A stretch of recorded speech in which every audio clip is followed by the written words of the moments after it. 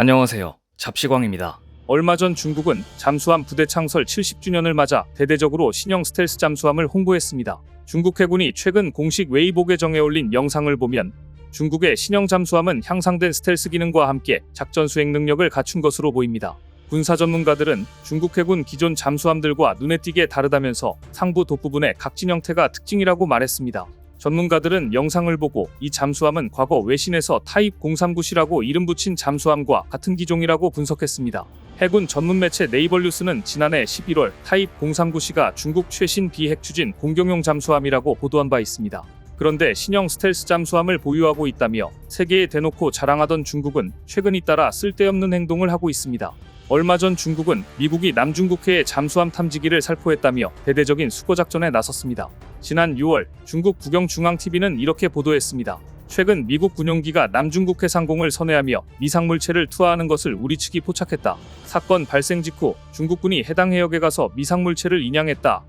해당 물체에는 울트라 일렉트로닉스라는 상호가 인쇄돼 있다. 그러면서 중국 해양 전문가를 출연시켜 울트라 일렉트로닉스는 잠수함 탐지 서비스 개발업체로 미국 해군에 체계적 서비스를 제공한다.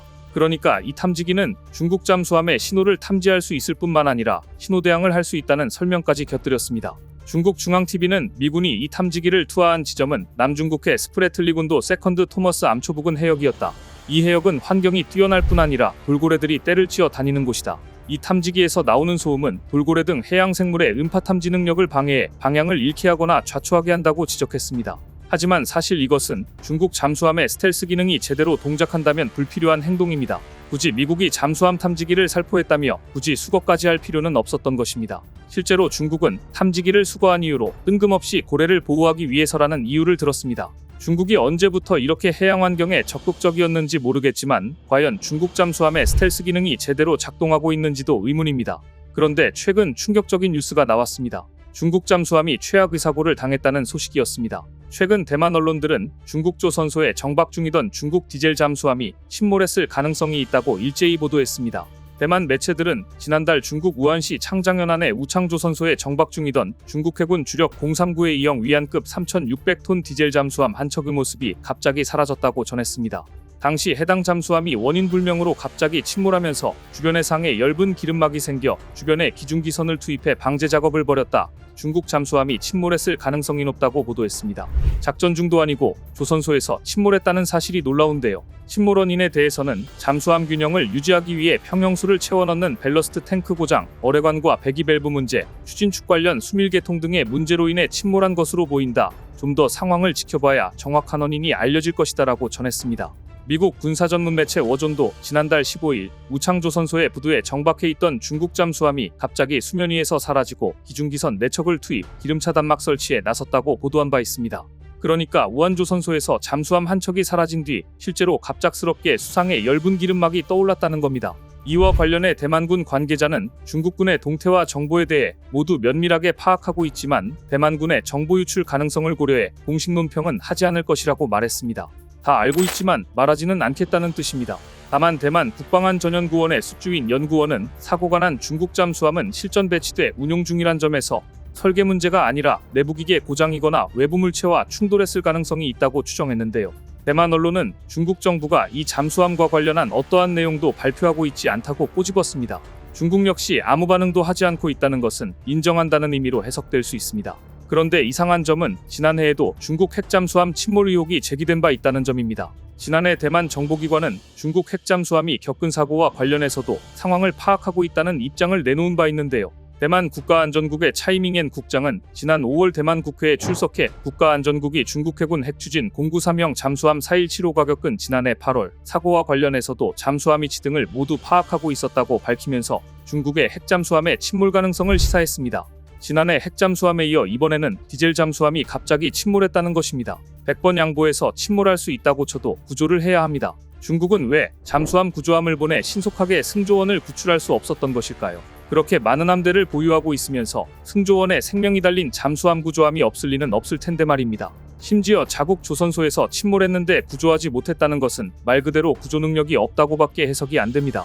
잠수함은 바닷속에서 작전을 수행하기 때문에 언제든지 침몰할 수 있는 위험을 가지고 있습니다. 그렇다면 과연 한국 해군은 중국과 달리 침몰 중인 잠수함을 구할 수 있는 작전 능력을 가지고 있을까요? 2000년 8월 12일 토요일, 러시아 해군 북방함대 소속 오스카급 잠수함 쿠르스크함이 노르웨이 바렌츠해에서 군사훈련 중 침몰했습니다. 그리고 이 쿠르스크함 침몰 사고를 다룬 영화 쿠르스크를 보면 구조를 기다리다 숨진 드미트리 콜레스니코프 대위의 시신에서 메모 하나가 나옵니다. 너무 깜깜하지만 감각으로 남아 시도해본다. 살 가망은 없을 거다. 모두에게 안부를 절망할 필요 없다. 쿠르스크함 침몰 사고 당시에는 아직 잠수함 구조함이 없었습니다. 당시 구조활동을 제대로 하지 못하면서 안타깝게도 승조원 23명이 모두 사망했고, 이 사고는 엄청난 파문을 던집니다. 세계는 쿠르스크함 침몰 사고를 통해 잠수함 구조함의 중요성에 대해 인식하게 되었고, 그때부터 잠수함 구조함을 만들기 시작했습니다. 우리 해군도 1987년 12월에 170톤급 돌고래 잠수정 도입을 시작으로 1992년 장보고함을 인수해 세계에서 43번째 잠수함 보유국이 돼 잠수함 구조함 도입에 나섰습니다. 지난해 6월 북한이 탄도미사일 기술을 이용해 발사한 우주발사체 천리마일령의 잔해가 서해에 낙하했습니다. 우리 군은 북한이 발사체를 쏜 지 약 1시간 30분 만에 낙하지역 해상에서 잔해로 추정되는 부유물을 발견했으나 인양 시도 과정에서 발사체 잔해는 무거운 중량으로 인양 장구에서 이탈해 수심 75m 아래 해저에 완전히 가라앉았습니다. 발사체 잔해를 찾는다면 북한 발사체의 재원과 성능을 밝혀낼 스모킹건이 될 수 있었습니다. 따라서 우리 군은 잔해물 인양 작전에 동원 가능한 해군 자산을 모두 투입했습니다. 그리고 인양 작전 15일 만에 직경 2에서 3m, 길이 15m의 잔해를 바닷속에서 끌어올렸습니다. 그 선두에 있던 것이 3200톤급 청해진함입니다. 청해진함은 일반인들에게는 생소할 수 있는 잠수함 구조함입니다. 실제로 청해진함은 2008년 12월 신형 심해구조 잠수정을 도입해 세계 최초로 500m 자망에 성공한 바 있습니다. 최근 해군 잠수함 전력이 늘어나면서 청해진함만으로는 부족했고, 위급 상황 때 신속하고 원활한 구조작전을 수행하고자 한국은 추가 건조를 결정합니다. 2018년 우리 해군은 하나오션과 잠수함 구조함 건조 계약을 체결했고, 한국 해군의 두 번째 잠수함 구조함은 현재 시운전 중으로 올해 해군에 인도될 예정입니다.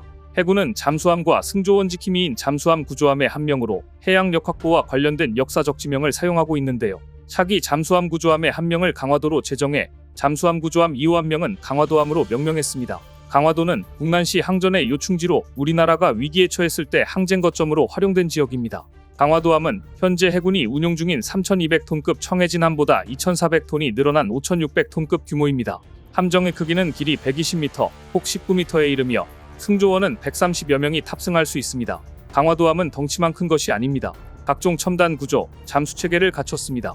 파도, 조류, 바람의 영향으로부터 함정을 지정된 위치에서 유지토록 지원하는 자동함이 유지장치를 비롯해 조난 잠수함 승조원을 구조하는 심해구조 잠수정, 카메라 영상으로 수중물체 위치를 탐색하고 상태를 확인하는 수중무인 탐사기 등이 탑재됐습니다.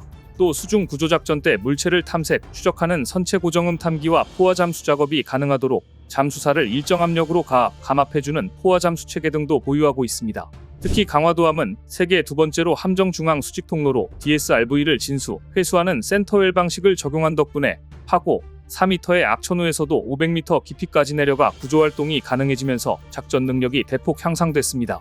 심해구조 잠수정은 최대 수심 500m에서 한 번에 16명의 조난 승조원 구조가 가능합니다.